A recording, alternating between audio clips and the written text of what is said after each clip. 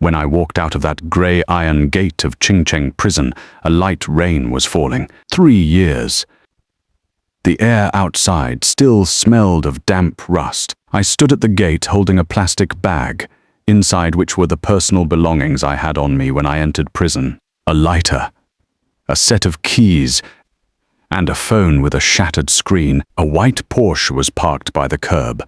The car door opened and Qingwan stepped out from the driver's seat. She wore a beige trench coat, her hair shorter than it had been 3 years ago, her makeup refined and flawless. She looked like she had been doing well. She hurried over, her eyes slightly red, her voice carrying a faint tremor. "Yanzhou, I'm here to take you home." I didn't look at her. I lowered my head, pulled the phone out of the plastic bag, and pressed the power button. The screen lit up. 37% battery remaining. Qingwan spoke again. "There is hot soup in the car. You haven't had home-cooked soup in 3 years. Let's go back. Hold on." I cut her off and dialed a number. The call connected after 2 rings. A middle-aged man's voice came through, laced with unmistakable surprise. "President Gu, you're out." "President Fang, it's me." My tone was perfectly even. "Notify the legal department and the technical department of Qingtang Technology immediately. As the patent holder, I am revoking Qingtang Technology's authorization to use all technical patents related to the Yanze engine series, effective immediately. The written document will be sent to your company email within half an hour. The electronic version takes effect simultaneously." There was a full 3 seconds of silence on the other end of the line. President Fang's voice turned extremely grim. "President Gu, This engine is the core product line of Qingtang. If you revoke this authorization, the entire system will come to a grinding halt." "I know," I said. "That's exactly what I want. I want it to grind to a halt." I hung up the phone. Every last trace of color drained from Qingwan's face in an instant. She stood frozen, her lips moving. "Yanzhou, what did you say?" "You revoked the engine authorization?" Only then did I look at her directly, for the first time in 3 years. "Qingwan, 3 years ago, when you sent me to prison, did you ever imagine this day?" Her eyes grew redder. She reached out, trying to tug at my sleeve. "That was a misunderstanding back then. Let's go home and talk it through properly, all right? I've already discussed it with Yanbei. The company can offer you compensation, Zhou Yanbei." I spoke those 3 characters as if I were chewing on broken glass. "Doesn't that name coming out of your mouth make you sick?" Qingwan's hand froze in midair. I pulled a craft paper envelope out of the plastic bag, drew out a document from inside and held it out to her. Printed on the cover were 5 large, bold characters: "Divorce Agreement." "Sign it," I said. "The asset liquidation plan is inside. I don't want a single share of Qingtang Technology's equity. I'm taking back the full intellectual property rights to my Yanze engine, plus the 23 million that was transferred out of my personal accounts during the marriage." Qingwan's eyes could no longer hold back the tears. 1 drop fell onto the cover of the agreement, spreading a small, damp stain. But she didn't reach out to take it. Instead, she took a step backward. "Yanzhou, it's been 3 years. The first thing you do when you get out is divorce me." "What else?" I shoved the agreement back into the envelope and thrust it into her hands. "Did you expect me to thank you for sending me inside to eat prison food for 3 years? Qingwan, do you think I was treated like royalty in there for those 3 years?" She bit her lip. The tears fell harder, but she still didn't sign. I let out a cold laugh, pulled open the car door, and sat down in the passenger seat. Qingwan froze for a second, then quickly walked around the front of the car and got back into the driver's seat. She probably thought I had changed my mind and was going home with her. I said, "Drive to Qingtang Technology, to the company." "Yes. I want to see it with my own eyes." Qingwan started the car. The entire drive, she kept glancing at me from the corner of her eye. I ignored her, rolling down the window a crack to let the outside air rush. I hadn't sat in a private car in 3 years. The smell of the leather seats felt strange to me. 40 minutes later, we arrived at the Qingtang Technology headquarters building. That 18-story glass curtain wall building was one I had personally helped select the site for 5 years ago. Back then, Qingwan had been holding my arm as we stood downstairs, saying that one day we would take the company public. Now the company was indeed about to go public, except it was using my technology, my connections, my resources, and then kicking me straight into prison. The car had barely come to a stop when Qingwan's phone rang. She answered it, and her expression shifted drastically. The system crashed? How could it crash? Tell the technical department to investigate immediately. Her voice was strained.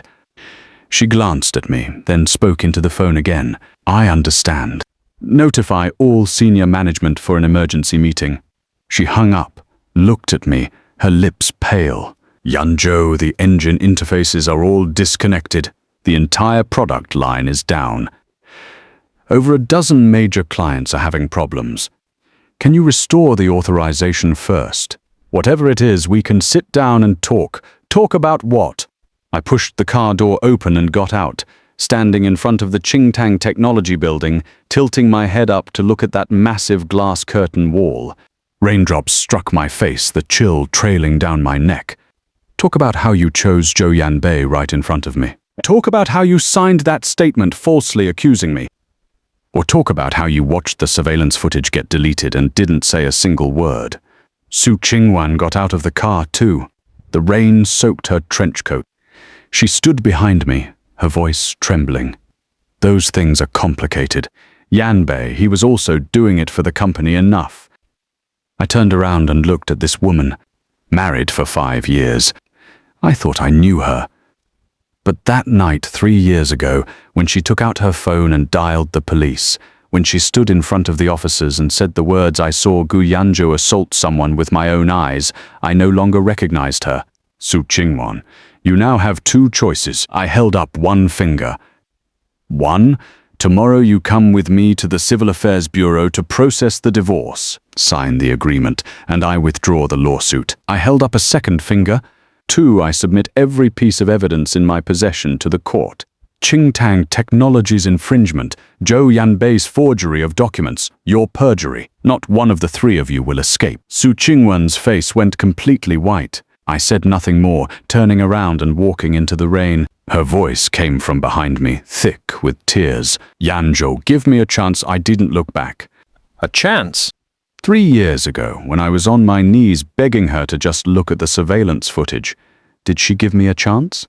The lights in the Qingtang Technology building began flickering on, one after another. Even through the glass, you could feel the chaos unfolding inside. The Yanze engine was the foundational core of every product this company had. Revoking the authorization was like pulling the foundation out from under a skyscraper. I walked to the street corner, took out my phone, and called lawyer Liang. "Liang, have the documents been sent out?" "Already sent, President Gu. It's absolute chaos over at Qingtang. Their legal department has called 4 times in a row. Stick to the plan." I hung up and hailed a taxi. The driver asked where I was going. I gave him the address of the Qingtang International Hotel, then leaned back against the seat and closed my eyes. That night 3 years ago replayed in my mind like a movie. Zhou Yanbei standing in my living room, holding that forged engine revenue transfer agreement, Qingwan's personal seal stamped on it. I rushed forward and grabbed him by the collar. He fell to the ground, the back of his head hitting the corner of the coffee table, blood streaming down his neck. Then Qingwan pushed the door open, saw the scene, screamed and dialed the police. From beginning to end, she never glanced at the transfer agreement on the floor. She never looked at the USB drive that Zhou Yanbei had crushed under his foot. The taxi moved through the rain. I rolled the window back up. My own face was reflected in the glass. 3 years. More than enough time for a person locked inside to think through every single thing clearly. And now, the real show was just beginning. That night, after the engine authorization was revoked, Qingwan called 17 times. I didn't pick up a single one. Every time the phone screen lit up, I hit ignore. At 2 in the morning, she sent a voice message. Her voice was so hoarse it was barely recognizable. Yanzhou, the system really can't hold on much longer. If it's not restored before the market opens tomorrow, Qingtang's IPO will be suspended. Even if you hate me, don't use the livelihoods of hundreds of employees in the company as a joke. I finished listening and deleted the conversation. A joke? 3 years ago, when you were making a joke out of my freedom, did anyone ask me a single question? Early the next morning, I went to Qingtang Technology. Not because of Su Qingwan's pleading, but because Liar Liang said there was a key piece of evidence that needed me to confirm on site. When I entered the building, the young woman at the front desk stared at me for a long moment. Her mouth opened and closed, and finally she squeezed out, "President Gu, hello." I didn't correct her form of address. I went straight to the 16th floor. The elevator doors opened, and I came face to face with someone, Zhou Yanbei. He was wearing a dark blue suit, his hair combed impeccably, holding a cup of Americano in his hand, coming around the corner of the corridor. The moment he saw me, his steps faltered briefly. Then a smile spread across his face, the very smile I had spent 3 years in prison thinking about how to tear apart. "Yanzhou, you're out?" His tone was as warm as if he were greeting an old friend. "Why didn't you let us know in advance? Qingwan and I could have come to pick you up." I stared at him for 3 seconds. "Move." Zhou Yanbei didn't move. Instead, he leaned in a little closer and lowered his voice. "Yanzhou, 3 years have passed. You're not still holding a grudge about that incident, are you? It really was a misunderstanding at the time. I didn't have any lasting effects from that fall. Look," I placed my hand on his shoulder and shoved him aside. He lost his balance, spilling half his coffee onto his suit. "What are you doing?" Zhou Yanbei's voice jumped half an octave higher as he stumbled backward 2 steps. At that moment, the office door at the end of the corridor opened, and Su Qingwan walked out quickly. She saw the standoff between me and Zhou Yanbei, and her expression immediately shifted. She rushed over and grabbed my arm. "Yanzhou, don't be impulsive. This is the company." I pulled my arm free. "I'm here to get my things," I said. "It has nothing to do with you." Su Qingwan bit her lip and glanced at Zhou Yanbei. In her eyes was a kind of protectiveness I knew all too well. That exact same look. I had seen it countless times 3 years ago. Every time Zhou Yanbei made some kind of mistake, she would have that same expression, then turn to me and say, "Yanbei was only trying to do what's best for the company." I walked around Zhou Yanbei and entered my old office. This room had been sealed off for 3 years after I went to prison, supposedly because Su Qingwan insisted no one touch it. I pushed the door open. Dust rushed into my face. The documents on the desk were still arranged exactly as they had been 3 years ago, like a time capsule frozen on pause. I pulled open the bottom drawer. Empty. That USB drive, the encrypted one holding all the core algorithms of the Yanze engine, was gone. I turned around. Zhou Yanbei was standing in the doorway, still holding that half-spilled cup of coffee.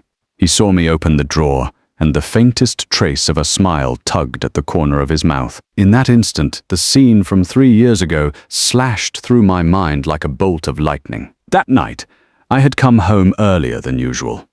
Su Qingwan said she had a business dinner and told me not to wait up for her. I opened the door. The living room light was on, but no one was there. The study light was on too. I walked over and pushed the door open. Zhou Yanbei was standing at my desk, a document in his hand. Several other stamped materials were spread across the desk, and Su Qingwan's personal seal was sitting right beside them. He saw me. Panic flickered through his eyes for a split second before he regained his composure. "What are you doing in my house?" I asked. Zhou Yanbei flipped the document over and placed it face down on the desk. He smiled. "Qingwan asked me to pick up a few documents. They're needed for a board meeting tomorrow."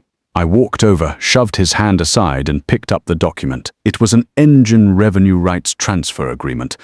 The content stated that all future revenue rights for the Yanze engine over the next 5 years would be transferred to a shell company under Zhou Yanbei's name. The transfer fee field was filled in with a single word, 1 yuan. The signature area bore the stamp of Su Qingwan's personal seal. The date was that very day.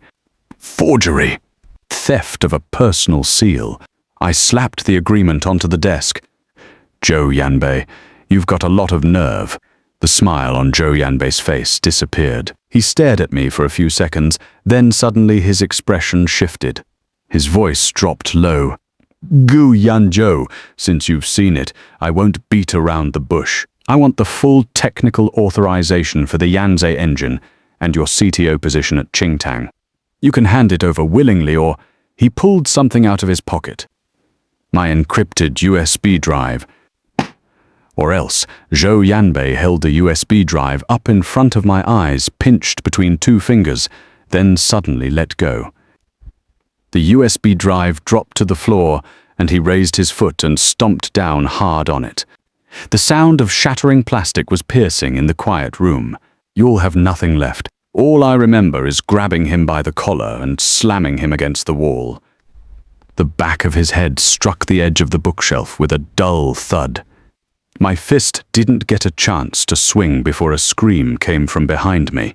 Qingwan stood in the doorway of the study, her face ashen white. Then she pulled out her phone. What happened next was a nightmare on fast forward. The police arrived quickly. Zhou Yanbei sat on the sofa, clutching his bleeding forehead. Qingwan crouched beside him, pressing a tissue against the wound, the concern on her face absolutely genuine. I stood in the study. That forged agreement was still spread out on the desk. The shattered fragments of the USB drive were still scattered across the floor. But not a single police officer stepped inside to look. I saw Gu Yanzhou assault someone with my own eyes. Qingwan stood before two police officers, her voice trembling but her words crisp and clear. He suddenly lost control of his emotions. He rushed forward and shoved Yanbei, and the back of Yanbei's head hit the cabinet. I stood under the study light, looking at her face, searching for any trace of hesitation or inner conflict. There was none. She didn't even look at me. When I was taken into the police car, I looked through the rear window and saw Qingwan helping Zhou Yanbei walk out. Zhou Yanbei was pressing his hand against his forehead, but a trace of a smile hung on the corner of his mouth, clearly visible under the streetlight. And Qingwan, from beginning to end, never looked back. Not once.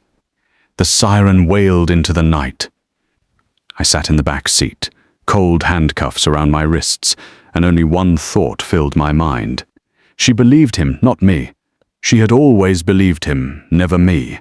Now, standing in that old office 3 years later, I looked at that smug smile on Zhou Yanbei's face, and suddenly I smiled too. He also smiled, lowering his voice. Gu Yanzhou, you can't beat me. You couldn't 3 years ago, and you certainly can't 3 years later. That engine authorization of yours, I have a supplementary agreement. You mean this one? The door behind me was pushed open, and Lawyer Liang walked in, holding a transparent document bag with a file inside. He pulled it out and handed it to me. I took it and held it up in front of Zhou Yanbei's face. It was that so-called supplementary authorization agreement, the version Zhou Yanbei had forged. My signature was on it, written crooked and awkward, clearly traced. The handwriting authentication report has already come back. Lawyer Liang adjusted his glasses, his voice not loud, but every word hammered into Zhou Yanbei's ears like a nail. Forged signature. Forged authorization document. Infringement upon the legal rights of the patent holder. Suspected commercial theft. Mr. Zhou, my client has already filed a report with the public security authorities. The case acceptance notice will be delivered this morning. The smile on Zhou Yanbei's face finally cracked. The coffee cup in his hand wobbled, and the remaining half-cup spilled entirely onto the floor, the dark liquid splashing onto his polished leather shoes. At the other end of the corridor, Qingwan stood there, having heard every word of the entire exchange from start to finish. She looked at Zhou Yanbei, then at me, her lips trembling as if she wanted to say something. As I passed by her, she reached out and grabbed my sleeve. Yanzhou, I didn't know. You didn't know? I stopped walking and looked down at her hand clutching my sleeve. Qingwan, Zhou Yanbei got 7 stitches in his head. The very next day after he was discharged from the hospital, he went to get a hair transplant. He didn't have a fracture. He didn't have a concussion. He didn't even use a single cent of your money for medical expenses. He banged his own head against the cabinet.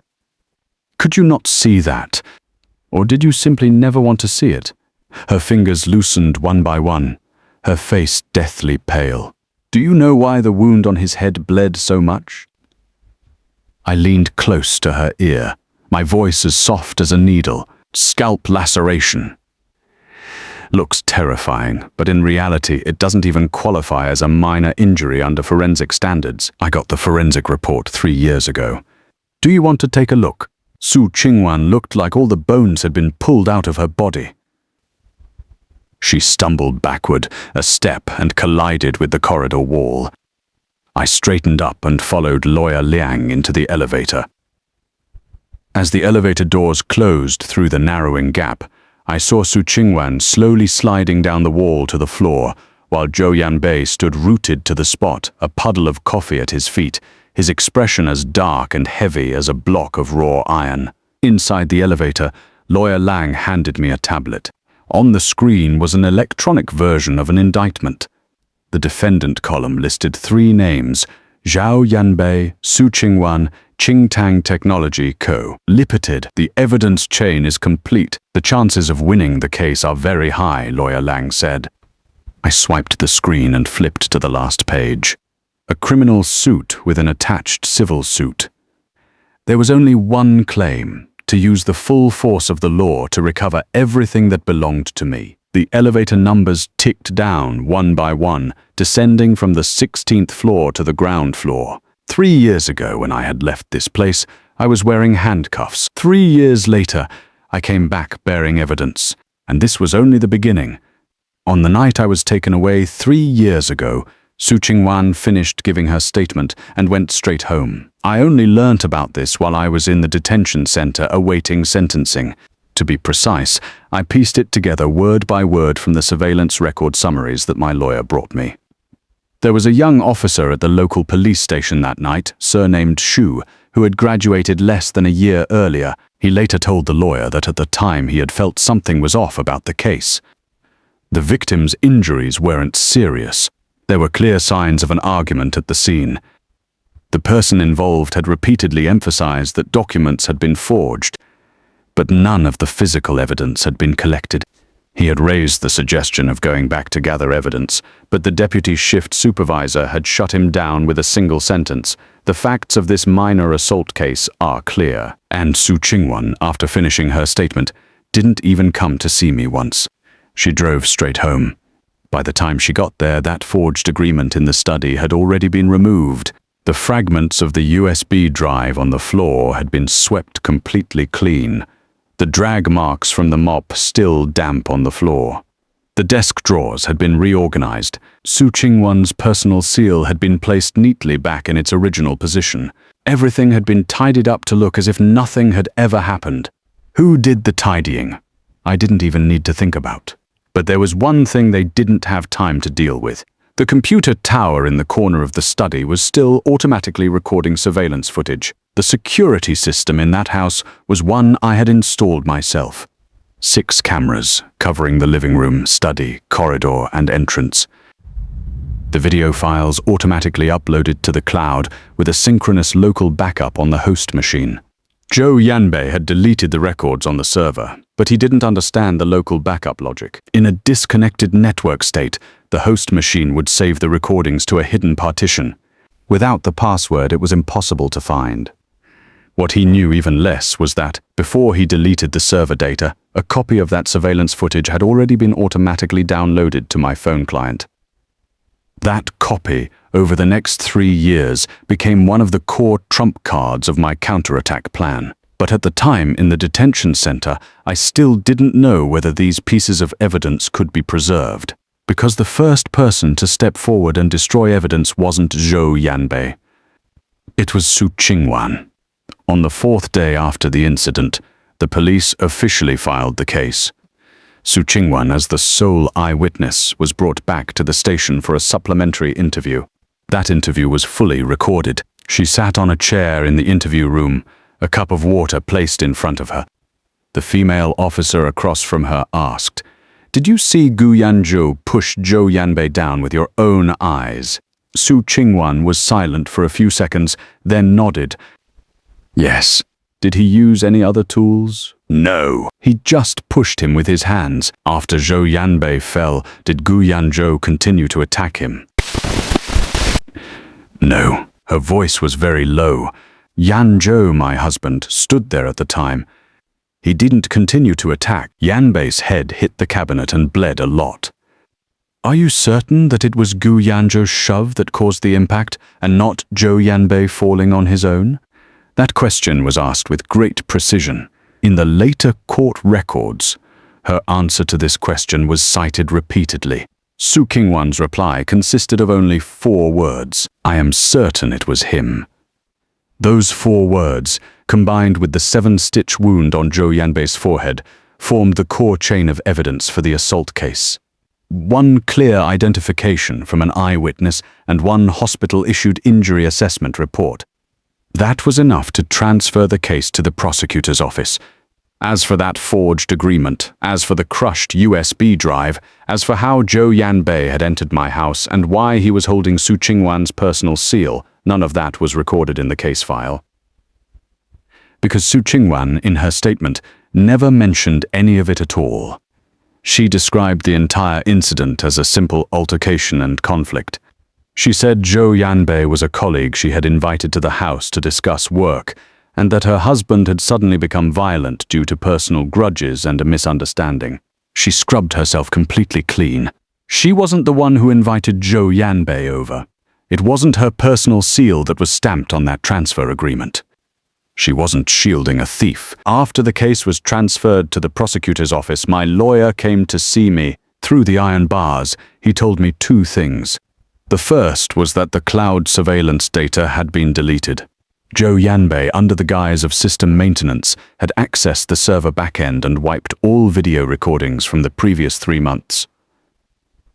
The time of the operation was the morning after the incident, the very time Qingwan was giving her statement at the police station. The second was that Qingwan had signed a written statement and submitted it to the prosecutor's office. The content of the statement was this: she, as the wife, was willing to testify that her husband Gu Yanzhou had long-term emotional instability and violent tendencies, and that on the night in question he had indeed physically attacked Zhou Yanbei without cause. When I saw the photocopy of that statement, my hands shook for a full 5 minutes. Not out of fear, out of rage. Her name was signed on that statement, Qingwan. Those 3 characters were written neatly and squarely, the strokes clear, without the slightest trace of hesitation. I had known her signature for 10 years, from when she wrote her name on the cover of my notebook when we were dating, to when she signed her name stroke by stroke on our marriage registration form, to when she signed the shareholder agreement when the company was founded. I recognized every single one of her signatures. This signature was serious. She was serious about destroying me. On the day of the trial, Qingwan sat in the very back row of the public gallery. I stood in the defendant's dock, wearing the yellow vest of the detention center. I turned my head to look at her. She kept her head lowered, her 2 hands twisted together on her knees. From beginning to end, she never looked up at me. The judge pronounced the sentence. The charge of intentional assault was established. Sentenced to 3 years in prison. 3 years. 2 numbers. Over 1,000 days and nights. As the bailiffs led me out of the courtroom, I passed by Qingwan. She finally raised her head. Her eyes were red. Her lips moved as if she wanted to say something. But Zhou Yanbei, who was sitting beside her, reached out and pressed a hand on her shoulder, shaking his head at her, and so she truly said nothing at all. The moment I walked out of that courtroom, I made a decision in my heart. That decision was what kept me going through the 1,095 days that followed in prison. I would use those 3 years to gather every single piece of evidence of their crimes, one by one, until the collection was complete. And the day I got out, not a single one of them would get away. To an outsider, the days in prison probably looked like a pool of stagnant water. But to me, it was a period of lying in wait. In the second month after I entered prison, Lawyer Liang came for his first visit. Through the shatterproof glass, I used the internal phone to tell him, "Go investigate the engine authorization usage logs at Qingtang Technology. The underlying architecture of the Yanze engine has an embedded operation trace protocol. Every single instruction call generates an immutable log record on an independent server. Zhou Yanbei used that forged supplementary authorization to keep the technical department using the engine. Those operation records are ironclad proof of infringement." Lawyer Liang looked at me through the glass and hesitated for a moment. "President Gu, how do you want to use this evidence?" I said, not in a hurry to use it. "Store it for now. Collect everything, every piece. The infringement logs, the forged authorization documents, the bank records of Zhou Yanbei's embezzlement, Su Qingwan's perjury statement, the deletion records of the surveillance footage, the physical evidence photos of the crushed USB drive. Collect it all. Wait until the day I get out and release it all at once." Lawyer Liang was silent for a few seconds, then nodded. He didn't ask why I wanted to wait, because he understood. When a person is sent to prison by the one closest to him, his revenge is no longer just about winning a single lawsuit. What I wanted was to let them reach the peak of their smug satisfaction and then make them fall from the very top. After that, Lawyer Liang came to visit once a month. Every time he brought news, I gained a clearer picture of the situation at Qingtang Technology.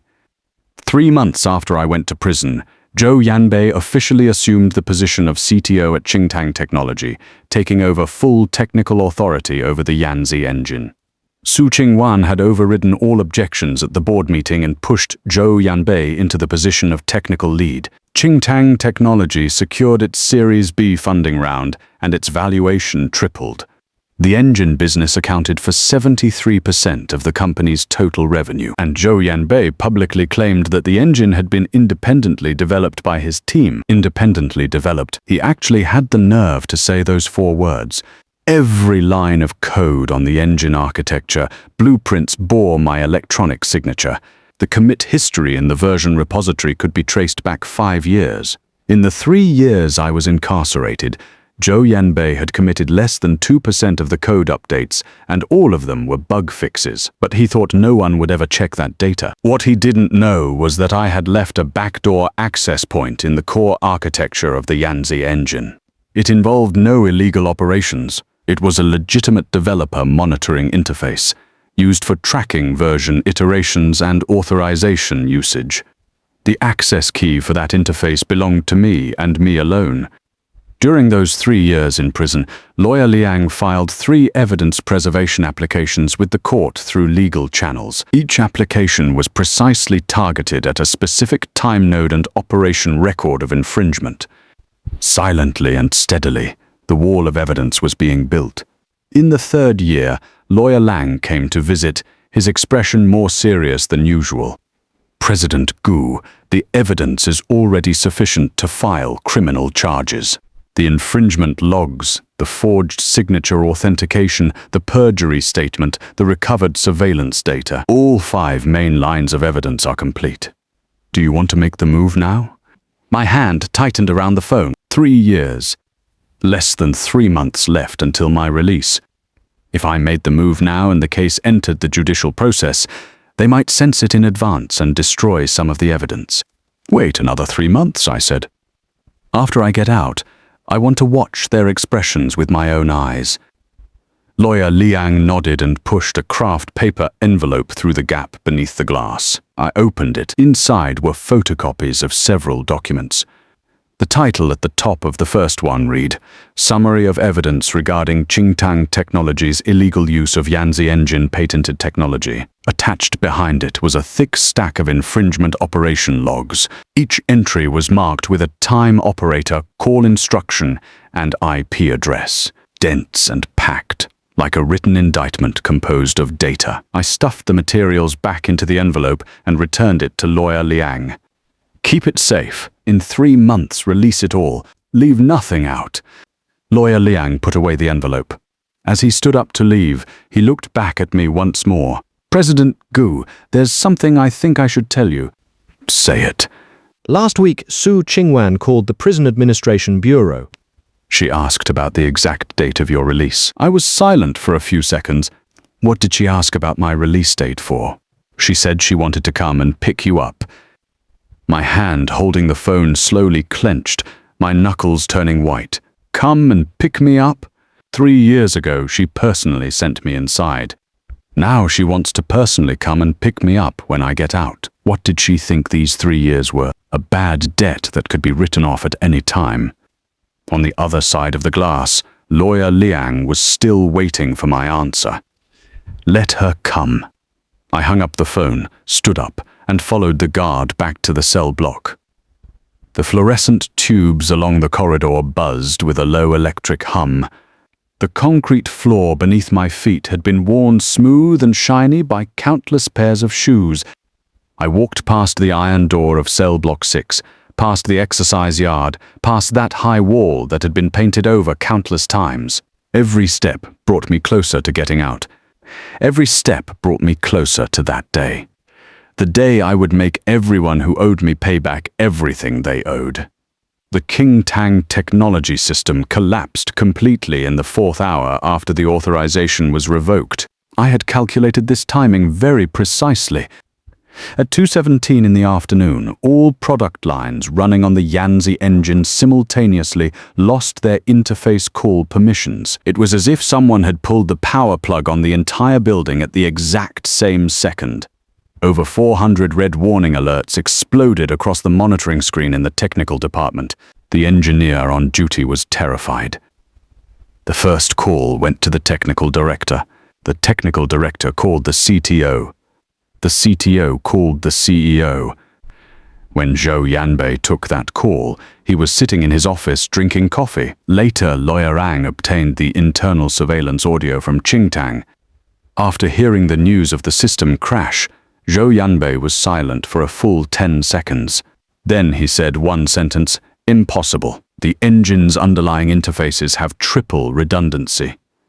How could they all disconnect? He couldn't wrap his head around how a prisoner who had been locked up for 3 years could bring the entire system to a halt on the very day he was released. But he didn't need to understand, because he had no idea how the underlying architecture of the Yanze engine was designed.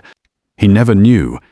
For the past 3 years, he had held the CTO title, but his so-called technical management amounted to nothing more than having the engineers under him perform maintenance according to the documentation I had left behind. He didn't dare touch anything related to the actual core architecture. So when the engine's developer monitoring interface was remotely triggered, he couldn't even find where the interface was. At exactly 3 in the afternoon, Lawyer Liang sent out the second lawyer's letter according to plan. The letter detailed the patent numbers of the Yanze engine, the copyright registration number, and the legal basis for the authorization revocation. It also attached the patent ownership certificate issued by the State Intellectual Property Office. The final paragraph of the letter was worded with extreme severity. Any unauthorized continued use of Yanze engine technology would incur a daily infringement penalty of 500,000 yuan. This letter was sent directly to the 3 largest institutional investors of Qingtang Technology. The effect was immediate. At 4:10, a partner from the Sequoia-affiliated investment firm called Qingwan. His tone was extremely blunt. President Su, what we invested in was a technology company, not an infringement company. The matter of the engine authorization was never disclosed in any of your due diligence materials. If your core product line has significant legal flaws, we have the right to demand the withdrawal of our investment. After Qingwan finished that call, her fingers were trembling. She immediately convened an emergency board meeting, but fewer board members showed up than she had expected. The representatives of the other 2 investment firms were already on their way to Qingtang's headquarters, but they were not coming for a meeting. They were coming to assign blame. The bigger bomb was still to come.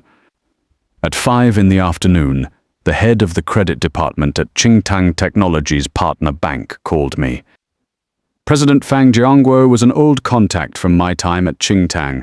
He was always cautious with his words, but this time he got straight to the point. President Gu, is that authorization revocation real? Real. Qingtang's loan agreement has a material adverse change clause regarding assets. If a core piece of intellectual property becomes the subject of an ownership dispute, the bank has the right to declare the loan prematurely due. Our risk control department is already drafting the notice, 320 million in exposure. That's no small sum. I said, just follow your procedures. After hanging up, I stood before the floor-to-ceiling window of my hotel room, watching the sky gradually darken outside. My phone kept buzzing with message alerts, all of them information streaming in from various channels about the internal chaos at Qingtang. 2 key engineers in the technical department had submitted their resignations. The HR director couldn't stop them. The sales department had urgently contacted the 3 largest enterprise clients to try to placate them, but the client's response was direct. Whomever the engine belonged to, they would do business with. The procurement director of one of those clients even asked directly, "What's Gu Yanzhou's phone number?" Well, negotiate with him directly. Qingwan probably never dreamed things would turn out this way. In her understanding, picking me up, saying a few soft words, paying some compensation, and the whole matter would be turned over and done with. That was how she had handled problems for the past 3 years. As long as she compromised and conceded ground, she could always find a balance point. She thought this time would be the same, but this time was different. From the very beginning, I had no intention of giving her any chance to find balance. At 7 in the evening, Qingtang Technology held an emergency all-hands meeting. Qingwan stood in the conference room and announced that the company was doing everything it could to resolve the technical issues, asking everyone to remain calm. Her voice was steady as she spoke those words, but anyone could see the dark circles under her eyes and the tight line of her lips. Halfway through her speech, someone in the audience asked, "President Su, is there any hope at all for the engine authorization? Our product line has been down for almost 5 hours." Qingwan didn't give a direct answer. She said, "The legal team is actively communicating." And she knew I wasn't taking her calls. 17 calls, 1 voice message. I had seen them all and I had deleted them all. I didn't need to communicate with her. My accounts with her were not going to be settled over the phone.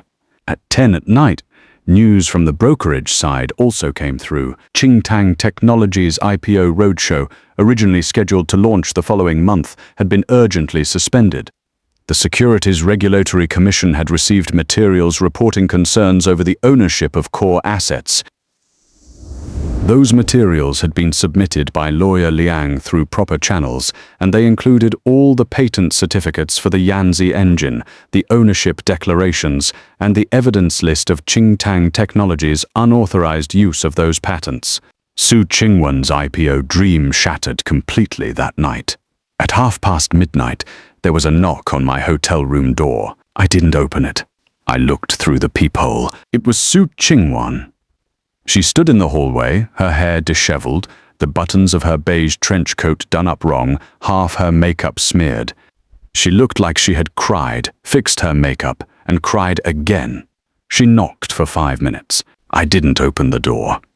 She stood there for another 10 minutes, and finally she slowly crouched down, her back against the door. Through the door I could hear her suppressed sobs, very soft, as if she was afraid of being heard. She said, "Yanzhou, I'm begging you." Her voice was hoarse, as if scraped raw by sandpaper. I leaned against the wall on my side of the door and lit a cigarette. I hadn't smoked in 3 years. The first drag nearly brought tears to my eyes. I said, "Go away." A few seconds of silence outside the door. Then I heard her stand up, her footsteps slowly receding down the hallway, growing fainter and fainter until they finally disappeared in the direction of the elevator. I stubbed out the cigarette in the ashtray on the windowsill and picked up my phone to check it. A message from lawyer Liang. The bank has issued the notice of loan acceleration. Qingtang must make up the guarantee deposit within 5 working days or enforcement proceedings will begin. I replied with 2 words, "Got it." Outside the window, The skyline of Qingcheng was lit with a dense blanket of lights, and the Qingtang Technology building was among that glow. The lights on the 18th floor were still on. Even from this distance, I could tell people were still working overtime. Those were ordinary employees. They had nothing to do with Zhou Yanbei, and nothing to do with Su Qingwan's choices. But they had been dragged into this. I turned off my phone and drew the curtains. No war is ever fought without collateral damage. But the ones truly responsible, not a single one of them would escape. The emergency board meeting at Qingtang Technology was convened at 10 o'clock the morning after the system collapse. The conference room was packed. Su Qingwan sat at the head of the table. Flanking her on both sides were Zhou Yanbei, Legal Director Chen Mingyuan, Finance Director Lin Shu, and the representatives sent by the 3 investment firms. The Sequoia-affiliated firm had sent a man in his 40s, surnamed Qin, wearing gold-rimmed glasses. His face was completely expressionless from start to finish, looking at everyone with an attitude that said, "You say your piece. I'll take my notes." Su Qingwan's opening remarks were delivered with great difficulty. She first acknowledged the fact that the Yanze engine authorization had been revoked, then emphasized that the company was actively communicating with the patent holder and hoped to restore the authorization as soon as possible. As she spoke, she deliberately avoided saying my name, referring only to the patent holder, as if that could somehow distance the relationship between me and Qingtang Technology.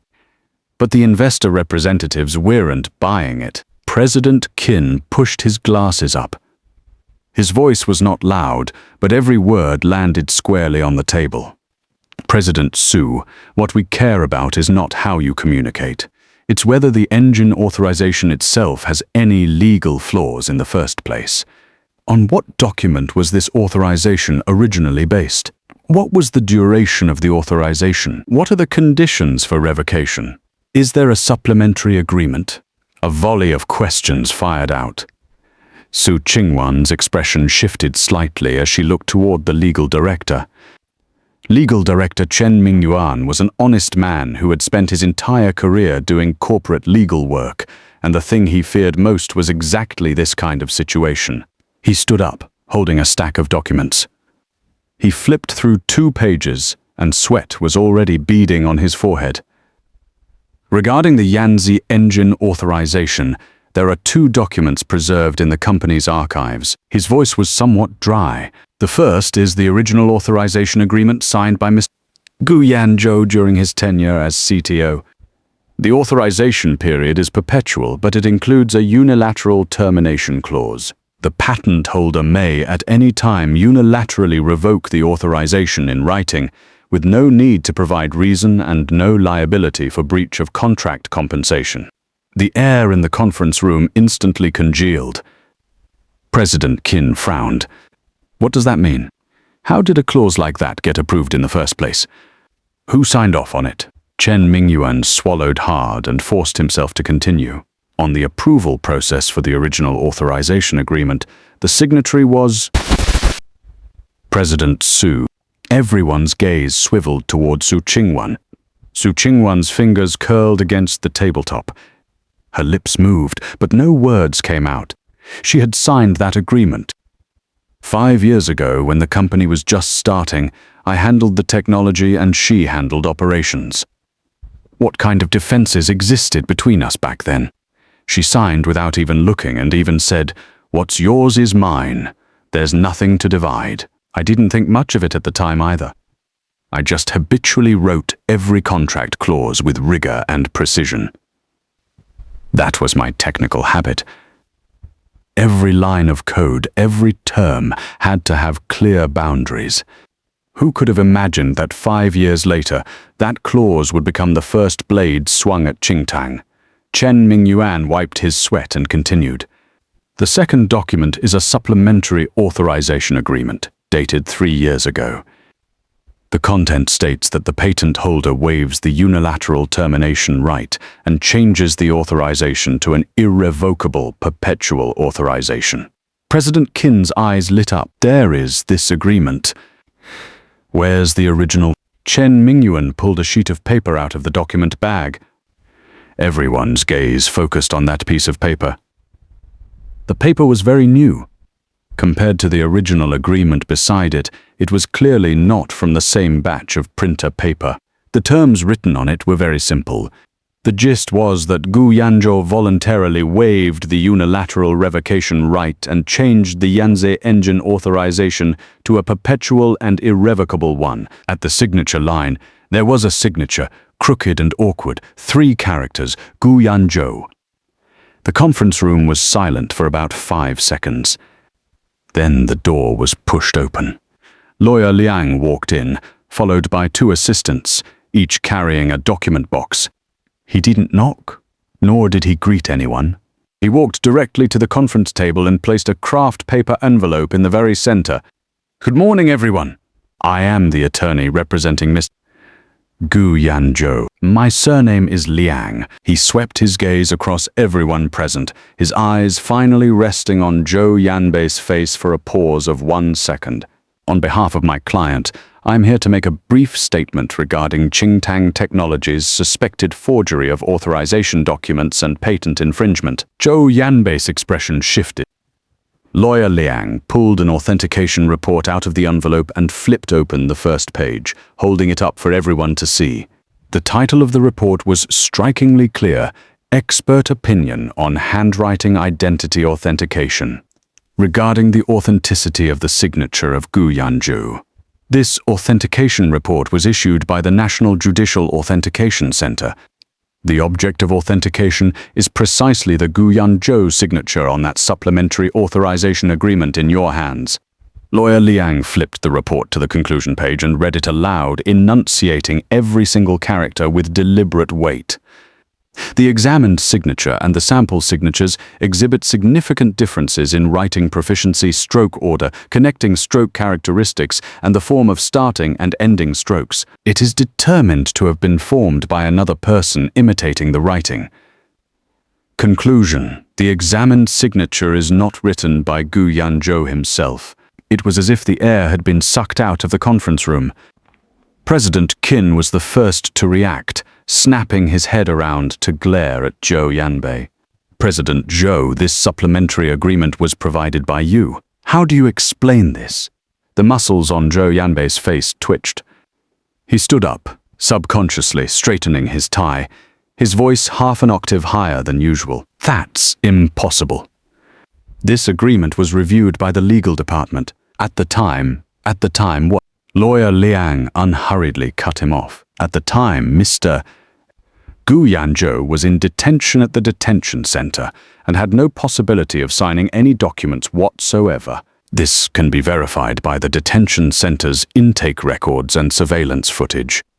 He pulled a second document out of the document box. It was a proof of time of intake at the detention center, stamped with a bright red official seal. The intake date was a full 8 days earlier than the signing date on the supplementary agreement. How could a person in detention sign a supplementary agreement? Zhou Yanbei's face turned completely white. Qingwan shot to her feet, her chair scraping backward with a piercing screech. She stared at Zhou Yanbei, her lips pale. "Yanbei, you gave me this agreement? You said Yanzhou had signed it before the incident." "You were lying to me?" Zhou Yanbei opened his mouth, wanting to say something, but Lawyer Liang did not give him the chance. Not only that, Lawyer Liang pulled out a thick stack of materials from the document box, spreading them out one by one across the conference table. "This is the duplicate of the Yanze engine patent certificate. This is the ownership registration certificate from the State Intellectual Property Office. And these are the complete operational logs of Qingtang Technology's use of the Yanze engine over the past 3 years. Every single instruction call has been fully recorded on independent servers. The time, operator, and IP address are all fully traceable. These logs prove 2 things. First, for the past 3 years, Qingtang Technology has been continuously using the underlying architecture of the Yanze engine without interruption. Second, the core code version number of the engine has been updated by less than 2% since Mr. Gu Yanzhou's incarceration, and all of those updates were bug fixes.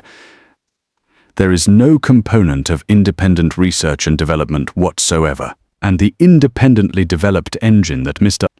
Zhou Yanbei publicly claims simply does not exist on a technical level. President Qin took off his gold-rimmed glasses and slowly polished the lenses. His voice was as cold as ice.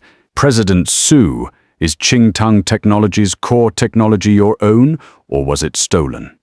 Su Qingwan didn't answer. She stood there, her face ashen grey, looking at the evidence spread across the table. The inventor column on the patent certificate bore the name Gu Yanzhou. The timestamps on the operation logs were precise to the millisecond. The conclusion on the authentication report was crystal clear. Forged signature. Every single piece of ironclad evidence was telling her the same thing. The person she had believed in 3 years ago had been deceiving her from the very beginning. The conference room was silent for a long time. Finally, Su Qingwan slowly turned toward Lawyer Liang, her voice hoarse. Yanzhou. What other conditions does he have? Lawyer Liang pulled a document out of his briefcase and placed it in front of her. The divorce agreement. The exact same one he had given her the day of my release. Not a single character had been changed. My client has only one condition, Lawyer Liang said. Sign it. Su Qingwan picked up that agreement. Her fingers were trembling. She raised her head and looked at Lawyer Liang, her eyes red, her voice practically squeezed out from her throat. Lawyer Liang, please tell him I really want to speak with him face to face. Ms. Su. Lawyer Liang interrupted her, his tone polite but leaving no room for negotiation. My client says there is nothing left for him to discuss with you. Sign the agreement and the lawsuit is withdrawn. Don't sign, and within 3 days both the civil lawsuit and the criminal complaint will be filed simultaneously. The choice is yours. He finished speaking, nodded politely to everyone present, then turned and walked out of the conference room with his 2 assistants. The sound of the door closing was very soft. Su Qingwan stood there, holding the divorce agreement in her hands, her tears falling drop by drop onto the paper, smudging the 3 characters Gu Yanzhou beyond recognition. The agreement wasn't signed. Su Qingwan took the divorce agreement home, but she didn't sign it. She sent me a message, just 5 words. Let me see you once. I replied with 4 words, sign first, then talk. Then I turned off my phone and went to the Qingtang headquarters of Yanze Capital. Yanze Capital was Qingtang Technology's largest enterprise client, purchasing over 80 million yuan worth of Yanze engine-related products annually. After the authorization was revoked, their technical director was the first to call me, his voice a mix of shock and delight. President Gu, it's really you? The engine we've been using for 3 years is actually your technology? I spent the entire morning in the conference room at Yanze Capital. In addition to Yanze, representatives from 2 other clients also came. One was Qingtang Technology, which worked in intelligent driving. The other was Huichuan Precision, which specialized in industrial robotics. All 3 companies were well-known names in the industry and had been old clients served by Qingtang Technology using my engine for 3 years. At the conference table, I spread out the complete technical white papers for the Yanze engine and went through them page by page, explaining the architecture, the underlying logic, and the version iteration roadmap. By the 3rd hour, the technical director of Yanze Capital suddenly slapped the table and turned to the colleague next to him.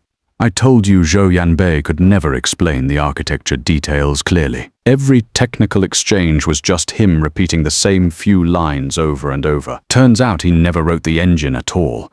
The procurement director of Qingtang Technology was a capable woman surnamed He. She asked the most critical question directly. President Gu, do you have the complete engine code in your possession right now? I turned my laptop around for her to see. On the screen was a completely new code repository. The commit history for every line of code could be traced back 5 years. The Yanze engine was solely developed by me from its very first version. The committer's electronic signature in the code repository has never changed. What Zhou Yanbei got was only the compiled binary package. The source code has never left my control.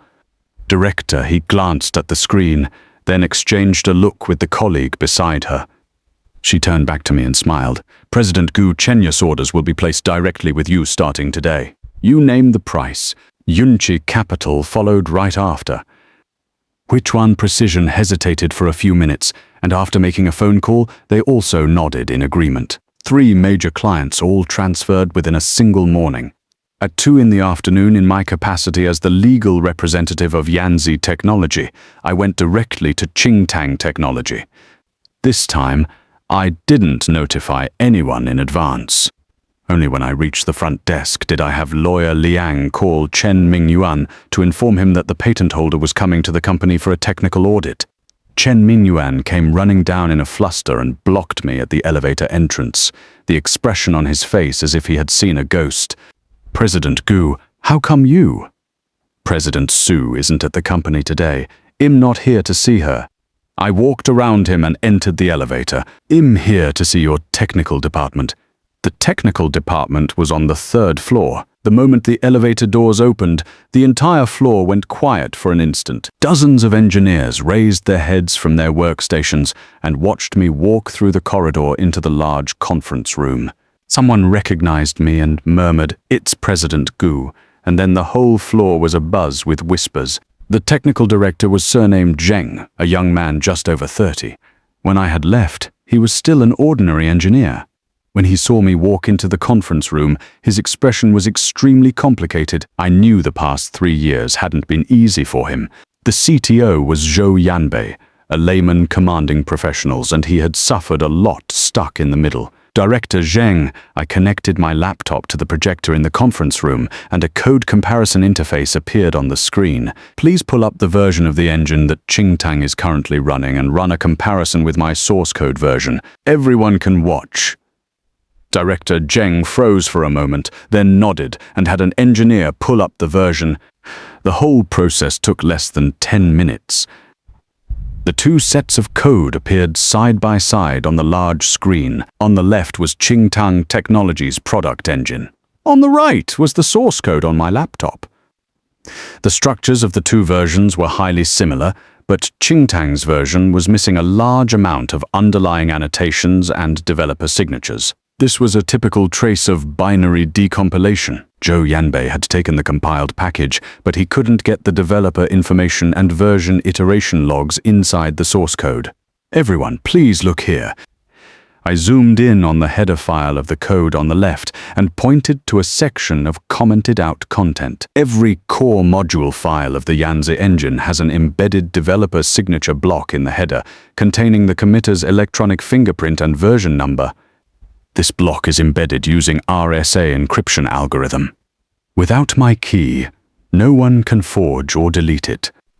I then zoomed in on my source code file on the right. In the same location, a clear row of developer signature data was displayed prominently. The committer column was uniformly the same name, Gu Yanzhou. The time span stretched from the first line of code to the most recent update, a full 5 years. Thousands of commit records. And in Qingtang's product code, that column was completely clean. There was nothing there. Not because it had been deleted, but because Zhou Yanbei had never known of the existence of these signature data in the first place. What he had taken was only the compiled output. He had never seen what the source code looked like. A dead silence filled the conference room. I turned off the projector and faced everyone present. 3 years ago, Zhou Yanbei publicly claimed that the Yanze engine was a product independently developed by him, leading the Qingtang technical team. Everyone sitting here today is a technical professional. Use your own expertise to judge. Can a person who has never even seen the source code possibly have independently developed this engine? No one answered. The answer was written in every person's silence. Just at that moment, the door of the conference room was pushed open. Zhou Yanbei stood in the doorway, his face flushed bright red, the veins on his forehead bulging. He had clearly just rushed back from outside, his suit buttons not even done up, his whole demeanor seething with fury. "Gu Yanzhou, what gives you the right to walk into my company?" His voice was practically a roar. I glanced at him and calmly took a tablet out of my bag. I opened a folder and turned the screen toward everyone present. These materials were already being collected before I went to prison 3 years ago. Today I'm releasing them for everyone to see. All at once. The first file was a piece of surveillance footage. The image showed a hotel room. Zhou Yanbei was standing in front of a mirror, gesturing at his own forehead a few times, and then suddenly he violently rammed his head against the corner of the table in the room. He stumbled backward, clutched his forehead, and collapsed to the floor. Then he pulled out his phone and dialed a number. The timestamp on the footage showed that this was 2:40 in the afternoon on the day of the incident 3 years ago. A full 5 hours before he appeared in my study. This surveillance footage had been obtained by lawyer Liang 3 months before my release through personal connections from the security system of a chain hotel. Zhou Yanbei had thought he had destroyed all the evidence, but he forgot that the hotel room he had stayed in that day also had a camera. A chorus of sharp intakes of breath swept through the conference room. The second file was an audio recording. 2 people were speaking in the recording. One was Zhou Yanbei. The other was the voice of a young woman. I pressed play. Zhou Yanbei's voice came through the tablet speaker. So clear it was, as if he were sitting right there on the scene. You don't need to worry about Qingwan's side. She falls for this stuff the easiest. As long as I show some blood on my head, she'll definitely protect me first. That Gu Yanzhou is stubborn as a mule. Give him a push and he'll definitely react. When the time comes, once Qingwan calls the police, he's finished. The engine will be ours. The recording finished playing. The entire conference room was so silent you could hear the sound of the air conditioning vent. Zhou Yanbei stood in the doorway. Every last trace of color had drained from his face. His lips quivered a few times, but not a single word came out. I turned off the tablet and looked at him. Zhou Yanbei, the hotel room where you banged your head against the table corner was room 306. The front desk registration was under your own ID. The woman in the recording is your sister, Zhou Yanzhou. This evidence was already submitted to the public security authorities this morning. The case acceptance notice will probably be delivered to Qingtang Technology this afternoon. I finished speaking, picked up my laptop, and turned to walk toward the door. As I passed Zhou Yanbei, his whole body was trembling, though whether from anger or fear I couldn't tell. I didn't look at him again. When I reached the elevator entrance, the sound of hurried footsteps came from behind me. Director Zheng had chased after me. He stood at the elevator entrance, wanting to speak but hesitating. Director Zheng, is there something else you want to ask? He hesitated for a moment, then said, President Gu, during those 3 years in prison, how did you manage to obtain all this evidence? The elevator doors opened. I stepped inside, turned to face him, and answered him in the very last moment before the doors closed. When a person is locked up, it doesn't mean he can do nothing. On the contrary, when everyone thinks you no longer have the strength to fight back, that's when they reveal their biggest vulnerabilities. The elevator doors closed. The numbers ticked down, one by one. From the 3rd floor to the ground floor, in those brief 10+ seconds, my phone rang. A message from lawyer Liang. Only 1 sentence. The police have formally filed a case against Zhou Yanbei on 3 charges: suspected forgery of documents, commercial theft and false accusation and framing. Qingwan just called. She says she has uncovered some things. In the 48 hours after the hotel surveillance footage and the secret recording were made public, public opinion completely flipped. The first thing to explode was the text transcript of Lu Chenyi's secret recording. That line, "You don't need to worry about Qingwan's side. She falls for this stuff the easiest. As long as I show some blood on my head, she'll definitely protect me first," was reposted endlessly by major financial media outlets and social platforms. The hashtag Qingtang Technology executive frames founder hung on the trending list for an entire weekend. Immediately after, the hotel surveillance footage was reposted onto short video platforms. The scene of Lu Chenyi standing in front of the hotel room mirror and banging his own head against the table corner was analyzed frame by frame. The comment barrage was filled with ridicule like Oscar-worthy performance and A-list acting skills. The comment section of Qingtang Technology's official social media account was completely overrun. The account operator posted a statement saying, "The company is cooperating with the investigation." Underneath, there were over 10,000 comments. The highest liked one was just 5 words: "Thieves Company. Give us our money back." The investors had already lost all patience. President Qin from the Sequoia-affiliated investment firm sent a formal letter first thing Monday morning, demanding a shareholders' meeting be convened. There was only one item on the agenda: the dismissal of Liu Chenyi from all positions and a vote of no confidence in Su Qingwan's management. The other 2 investment firms followed suit with their own letters. Together, the 3 firms held 37% of Qingtang Technology's equity. If all of them voted in opposition, Su Qingwan's position as CEO would very likely not survive. But what truly pushed Qingtang Technology into a corner was not public opinion, nor the investors. It was cash flow. On Tuesday afternoon, lawyer Liang called me. He said Su Qingwan had found some things and wanted to meet with me. I said no.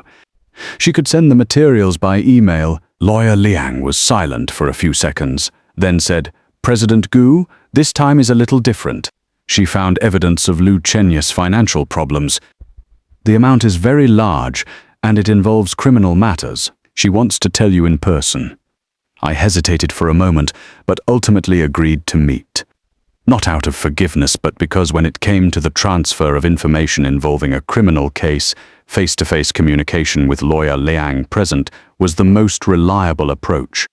The meeting was set at lawyer Liang's law firm. When Su Qingwan arrived, she looked like she had lost a lot of weight. Her eyes were deeply sunken. She wore no makeup, dressed in a black hoodie. She looked like she hadn't slept properly in days. She was holding a thick file folder. After sitting down, she pushed the folder toward me, her fingers still trembling slightly. "These are what I found yesterday." Her voice was very dry, like someone who had been walking through a desert for a long time without water. Over the past 2 years, Liu Chenyi transferred 47 million yuan out of Qingtang Technology through affiliated companies. He did it under the guise of purchasing technical services, but those technical services he supposedly purchased were never actually delivered. I opened the file folder. Inside were printed bank transaction records, business registration information for several shell companies, and a scanned copy of an internal approval form signed by Liu Chenyi. The amount on the approval form was 8,200,000 yuan. The recipient was a company called Qingtang Technology, and the legal representative of this Qingtang Technology was Liu Chenyi's own sister, Liu Chenyi. Lawyer Liang took the materials and flipped through them, his expression growing more and more serious. He raised his head and looked at Su Qingwan. "How did you obtain these materials?" Su Qingwan bit her lip. Finance Director Lin Shu never really trusted Liu Chenyi. Starting last year, she privately kept a backup ledger. After the engine authorization incident, Lin Shu felt something was wrong and voluntarily handed these materials over to me yesterday. 47 million. I flipped through the transaction records. Beside each transfer entry, notes had been marked in red pen. The funds were transferred out on the same day or the very next day after entering the accounts. The destinations involved 3 different shell companies, and ultimately all the money was funneled into personal accounts under the names of Liu Chenyi and his sister. The entire chain of fund transfers had been designed with great sophistication, routed through multiple layers. Without the internal backup ledger for comparison, an external audit would never have uncovered it. This money accounts for nearly 40% of Qingtang Technology's liquid capital. Su Qingwan's voice was shaking as she said this. The cash on the company's books can't even cover next month's payroll anymore.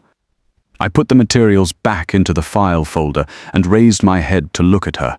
Su Qingwan's eyes were red, but this time it wasn't grievance and it wasn't pleading. It was a kind of blank emptiness, the look of someone who had been completely hollowed out. She sat across from me. Her 2 hands twisted together on the table, her knuckles white from the pressure. Yanzhou. I really didn't know he had done so much." Her voice was very low, as if she were talking to herself. "I thought he was just obsessed with the technology. I thought that supplementary agreement really was something you signed before the incident. I thought, you thought." I leaned back in my chair, my tone so calm it even surprised myself. "Su Qingwan, every single time you thought something about Lu Chenyi in this lifetime, the price was paid by sacrificing me. 3 years ago, you thought he was a good person, and you sacrificed 3 years of my freedom. 3 years later, you thought he was just pushed into a corner and forged documents as a result, and in the blink of an eye, he siphoned off half your company's money." She didn't argue. She lowered her head, tears falling one by one onto the back of her hand, and said nothing. I pushed the file folder toward Lawyer Liang. "Lawyer Liang, can these materials be submitted as evidence?" Lawyer Liang had already flipped to the last page. He nodded. "These are all standard printed bank records with official seals. They can be directly used as material for a criminal complaint. The charge is embezzlement of company funds. The amount is 47 million, which qualifies as an especially large amount. The statutory sentence is a minimum of 10 years. Su Qingwan's body visibly swayed. Additionally, Lawyer Liang closed the materials and looked at Su Qingwan. "Miss Su, I should remind you of something. Based on the false accusation statement you previously signed and the perjury record you gave during the police interview, you also bear a certain degree of legal liability in this criminal case. If you are willing to cooperate with the investigation as a tainted witness and truthfully recount Lu Chenyi's criminal acts, it will be beneficial to the consideration of your own sentencing." Su Qingwan raised her head, and in her eyes was an expression I had never seen before. Not hesitation, not fear. It was clarity. The kind of clarity that only comes when a person has finally woken up from a long nightmare and sees everything for what it truly is. "I'll cooperate," she said. Her voice was hoarse, but her words were very clear. "I'll tell the truth about everything, including what happened 3 years ago. I'll tell the truth about that too."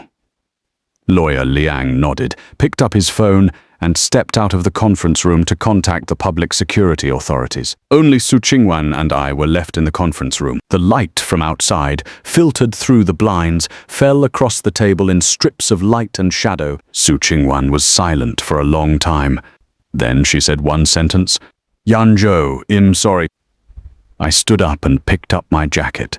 "You should have said that 3 years ago. Saying it now is too late." As I reached the door, I heard her suppressed sobs behind me, very soft, as if she was afraid I would hear them. I didn't look back. Lu Chenyi was arrested at Qingtang Airport. He had bought a ticket for a 3 o'clock afternoon flight heading abroad, carrying only a carry-on suitcase and a backpack. When the check-in counter agent swiped his passport, the system flagged a border control alert. In 3 seconds, the expression on his face shifted from calm to panic. He turned to leave, but 2 plainclothes officers had already flanked him from both sides. One on the left, one on the right. They pinned him down right in front of the check-in counter. The whole process took less than 2 minutes. The passengers queuing nearby for check-in assumed it was just a routine disturbance and snapped a few photos, posting them online. Someone recognized Lu Chenyi's face, and the comment section instantly erupted. "Isn't that the executive who banged his own head on a table to frame someone else? Hess, trying to run, got blocked right at the airport." At the same time, another team of police officers went to Qingtang Technology's headquarters and took Lu Chenyi away. Lu Chenyi had been in her office organizing documents. Spread across her desk were a stack of transfer vouchers she hadn't had time to destroy yet. When the officers pushed the door open, she froze for a second, then immediately tried to shove the materials on her desk into a drawer. But it was already too late. That stack of transfer vouchers was photographed and documented on the spot and placed before her along with the search warrant. As she was led away, the corridor on both sides was filled with employees craning their necks to watch. Someone muttered a single word, "deserved," in a tone that carried the satisfaction of grievances held for far too long. When Su Qingwan learned of Lu Chenyi's arrest, She was in the middle of convening an emergency management meeting in Qingtang Technology's main conference room. The call came from lawyer Liang. She answered it, listened for a few moments, then put her phone down in full view of all the management personnel present. A dozen pairs of eyes in the conference room were fixed on her. She was silent for a few seconds, then stood up. Her voice was not loud, but it was steady. Lu Chenyi has been taken into police custody at the airport on suspicion of embezzlement and false accusation and framing. His sister Lu Chenyi has also been taken in for questioning. The conference room went silent for a moment, then erupted into chaos. Finance Director Lin Shu was the first to stand, placing a pre-prepared financial statement on the table. Every large expenditure that Lu Chenyi had handled over the past 2 years had been circled in red pen. The sales director, a middle-aged man with a fiery temper, directly cursed. "That bastard! I always knew there was something off about him." Every time he talked about a partnership, he was always so secretive and shady. Su Qingwan didn't join in the discussion. She stood quietly at the conference table and waited for everyone's voices to die down before speaking again. "Everyone here today, there is something I need to confess to all of you." Her voice was somewhat hoarse, but every word was spoken clearly. 3 years ago, Gu Yanzhou was charged with intentional assault and sent to prison. At that time, I gave a statement to the police, saying I saw Gu Yanzhou assault someone with my own eyes. Yesterday, I went to the Public Security Bureau and voluntarily disclosed the full facts of my perjury back then. The conference room was so silent you could hear a pin drop. Su Qingwan's lips were trembling, but she didn't stop. For the past 3 years, the core technology of the Yanze engine that Qingtang Technology has been using was entirely the research and development achievement of Gu Yanzhou. The so-called independently developed engine that Lu Chenyi led simply does not exist on a technical level. As CEO, I failed to fulfill my duty to examine the source of the company's core technology. Worse, at a critical moment, I shielded Lu Chenyi. That is my dereliction of duty. She paused here, took a deep breath. I will resign from the position of CEO of Qingtang Technology and issue a public apology to the board of directors and all shareholders. At the same time, I have proactively contacted the public security authorities and truthfully stated the full facts of the false testimony I gave 3 years ago. I am willing to accept all legal consequences. The management personnel in the conference room looked at each other. No one spoke. Su Qingwan picked up a printed document from the table. It was a handwritten apology statement, the handwriting so neat it looked like it had been copied out and finalized after many drafts. She handed the statement to the administrative director. "Send this to the entire company email list and post it on our official social media account. Make it public." The administrative director took the document, hesitated for a moment, then nodded. At the same time, in an interrogation room at the Economic Crime Investigation Division of the Qingcheng Public Security Bureau, Lu Chenyi sat in an iron chair, facing 2 uniformed officers. He didn't hold out for long. The police had found 3 passports under different names in his carry-on suitcase, along with an account opening receipt from an overseas bank and a portable hard drive containing a massive amount of Qingtang Technology's internal data. When the evidence was laid out in front of him, his psychological defenses crumbled. He spoke one sentence to the officers, a sentence that was recorded into the official transcript. "What happened 3 years ago? If it hadn't been for Zhao Wantong, no, Su Qingwan signing off and cooperating, I could never have framed Gu Yanzhou." That sentence was later obtained by lawyer Liang and entered into the case materials. That very afternoon, Su Qingwan received a notice from the public security authorities requiring her to cooperate with the investigation. She went. She truthfully recounted the full sequence of events, including signing the false accusation statement 3 years ago and giving false testimony in front of the police. When she walked out of the Public Security Bureau, it was already dark. She stood on the steps at the entrance, looking at the traffic on the street, and stood there for a long time. Then she called me. This time I answered, "Yanzhou." Her voice was very calm, so calm it felt almost unreal. "I just came out of the Public Security Bureau. I told them everything clearly about what happened 3 years ago." Lu Chenyi also confessed inside. He said back then, It was because I signed and cooperated that he was able to successfully frame you. Those words are true. I acknowledge them. I said nothing. She spoke again. Tomorrow I will make a public apology. Not to ask for your forgiveness, but because this matter must be made clear. I held my phone and looked out at the nightscape of Qingtang. After a long moment I finally spoke. Su Qingwan, you've finally done something right. On the other end of the line she laughed, a laugh tinged with a sob, and then hung up. The next morning, Su Qingwan publicly delivered her apology statement in the main lobby of Qingtang Technology in front of all the employees and the media reporters. Several financial media cameras were trained on her. She stood before the lenses without a prepared speech, without a PR team polishing her wording. Only herself. 3 years ago, I signed a false statement that led to my husband, Mr. Gu Yanzhou, being wrongly imprisoned. Her voice, carried by the microphone, echoed through the lobby of Qingtang Technology. This matter has no excuse. It is my fault. I publicly apologize here today, and I am willing to accept the full legal punishment for the act of perjury.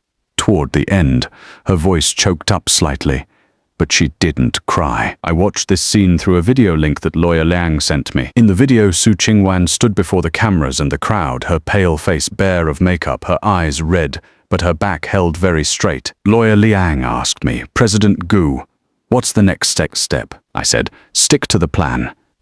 That afternoon, I had the divorce agreement printed out again and sent Lawyer Liang to deliver it to Su Qingwan.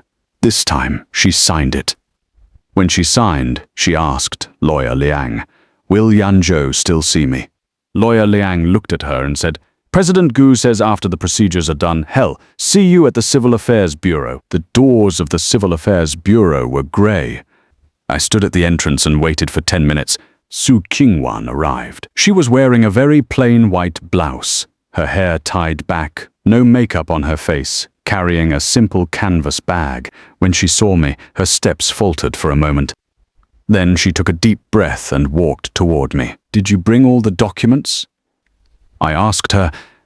She nodded and pulled out her ID card, household registration booklet, and marriage certificate from the canvas bag. The red cover of the marriage certificate was already a little worn, the edges frayed with white marks. She opened the marriage certificate and glanced inside. The photo was taken 5 years ago. In the photo, 2 people stood shoulder to shoulder, both smiling very young smiles. Her fingers paused on the photo for a moment. Then she closed it and handed it to the clerk at the window. The divorce procedure was far simpler than the marriage procedure had been. Fill out forms, sign, stamp. The entire process took less than 40 minutes.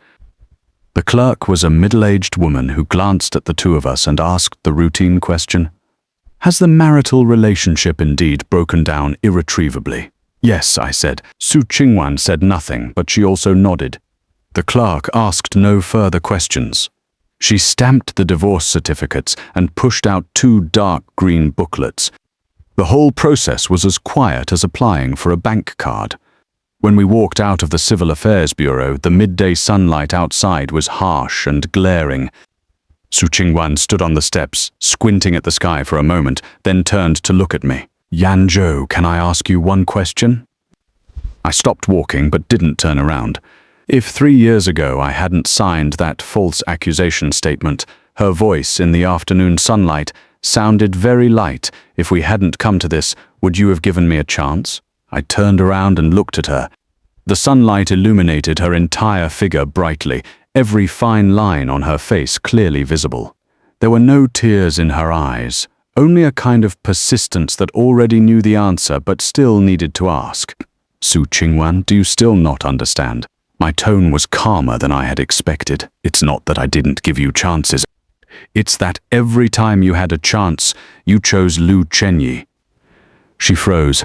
3 years ago, you pushed open the study door and saw Lu Chenyi standing at my desk, holding that forged agreement. You had a chance to look at the documents on the desk. You didn't look. You had a chance to ask me one question about what had happened. You didn't ask. You had a chance to tell the truth when the police took your statement. You didn't tell it. In 3 years, You had countless chances to turn your head and look at the truth. Not once did you take them. I held up 3 fingers and counted them down, one by one. The day I got out of prison, I came to find you. You had a chance to sign the divorce agreement and make a clean cut. You didn't sign. After the engine went down, you had a chance to come forward on your own and cooperate with the investigation. You dragged it out for an entire week before you did it. Finally, when you discovered that Lu Chenyi had siphoned off half your company's money, only then were you willing to wake up. Su Qingwan, it was like this every single time. Every time, your choice was to protect Lu Chenyi first. Only after he had blown a hole through the sky and couldn't cover it up anymore did you remember me. Su Qingwan's lips moved. She wanted to say something, but in the end she just closed her eyes. So I won't forgive you. Not because I'm not magnanimous enough. It's because you never truly chose me. I put the divorce certificate into my coat pocket. I spent 3 years in prison. Every bite of food, every sip of water, I ground it up with my own teeth and swallowed it down. No one carried it for me. Su Qingwan, I don't hate you anymore. Hating someone is too exhausting. And you're not worth it. After I finished speaking, I turned and walked down the steps. Her voice came from behind me, very light, as if half of it had been scattered by the wind. Yanzhou. Take care. I didn't look back. The taxi was stopped at the street corner. I pulled the door open and got in. Through the rearview mirror, I could see Su Qingwan still standing on the steps at the entrance of the Civil Affairs Bureau, her white blouse billowing slightly in the wind. Her whole figure, under the high noon sun, looked very small, very frail. The driver asked where I was going. I gave a new address. Building C, Entrepreneurship Industrial Park, Qingtang High-Tech Zone. That was the registered address of Yanze Technology. I was going there this afternoon to sign the lease contract for the new office space. 2 blocks after the car pulled away, my phone rang. A message from lawyer Liang. The case of Lu Chenyi's embezzlement has been formally transferred for prosecution review. Amount 47 million. Estimated sentence over 10 years. As for Su Qingwan's perjury case, due to her voluntary surrender and cooperation with the investigation, the prosecution recommends leniency. Probation is a possibility. I finished reading the message and put my phone back in my pocket. The taxi sped along the elevated highway. Outside the window, Qingcheng spread out under the afternoon sun. Towering buildings, an endless stream of traffic. The rhythm of this city would never pause for anyone. Just like time itself. I had spent 3 years in prison, and after getting out, it had taken less than a month to settle everything from the past completely.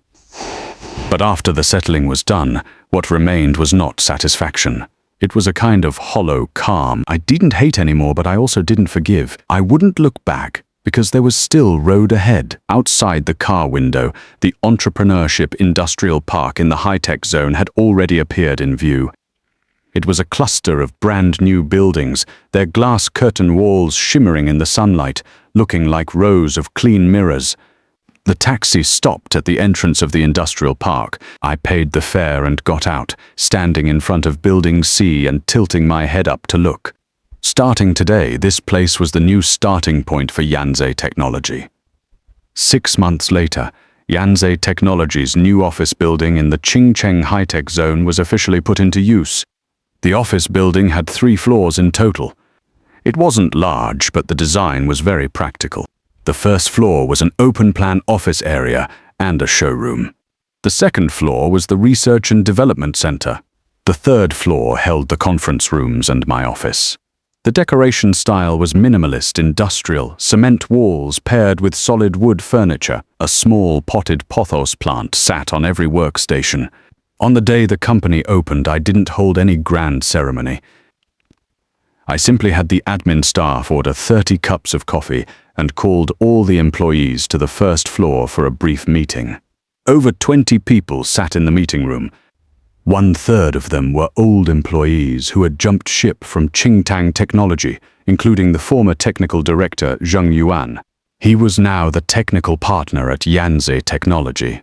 Back at Qingtang Technology, Zheng Yuan had witnessed Zhou Yanbei's lies being exposed in public with his own eyes. Later, he took the initiative to contact me, saying he wanted to follow me and build technology products that truly belonged to us. I said okay, and offered him a salary 30% higher than what Qingtang had paid him. The other 2/3 were new hires from social recruitment and campus recruitment, most of them fresh graduates, their eyes still carrying that eager, passionate fire that had just come out of school. Looking at them, I saw myself 5 years ago, when I had just founded the technical department at Qingtang. My opening remarks at the meeting were very simple. Yanze Technology does not do platforms. We do not do internet traffic plays. We do not chase the next hot trend. We do one thing and one thing only.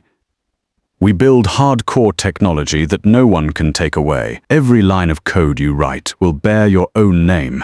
No one can steal it from you. Zheng Yuan led the applause. The sound of clapping spread from the meeting room all the way into the corridor. In 6 months, Yanze Technology had accomplished 2 things. The first was a completely new iteration of the Yanze engine. The second version had undergone significant optimization of the original underlying architecture. Performance had been increased by 40%. It had already begun supplying the 3 old clients, Yunqi Capital, Qingtang Technology, and Huchuan Precision. The second thing was even more critical.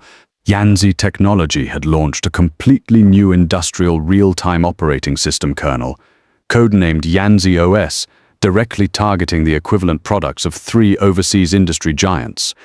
The research and development for this operating system kernel had actually already begun while I was still in prison. 3 years without a computer, without equipment, I could only derive the architecture in my mind, sketching out the module logic with pen and paper. Those hand-drawn architecture diagrams filled 3 entire notebooks. When I got out of prison, I brought them all back with me and line by line converted them into real code. Later, when Zheng Yuan saw those notebooks, he was silent for a long time. Then he said, "President Gu, you really weren't suited for prison. A person like you can do R&D anywhere." At the product launch event, President Qin from Yunqi Capital came to stand on stage in person. He wore a dark grey shirt and stood in the spotlight at the side of the stage, facing the investors, media reporters, and industry clients below. He said one sentence that made the entire venue go quiet. Yanze OS is the first completely domestically independently developed industrial real-time operating system. The kernel code is 100% autonomously controllable. I've invested in hard technology projects for over a decade. This is the most solid one I've ever seen. Camera flashes went off like firecracker pops beneath the stage.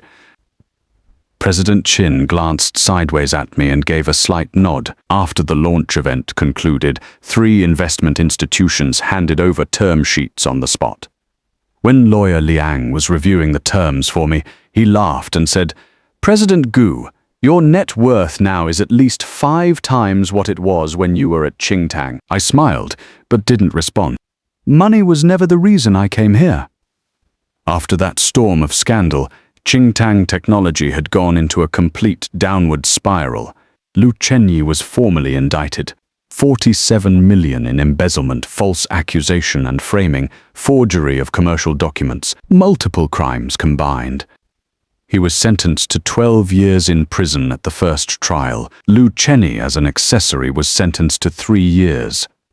As for Su Qingwan, because she had voluntarily surrendered, truthfully confessed, and cooperated with the investigation, the prosecution recommended probation for the perjury charge.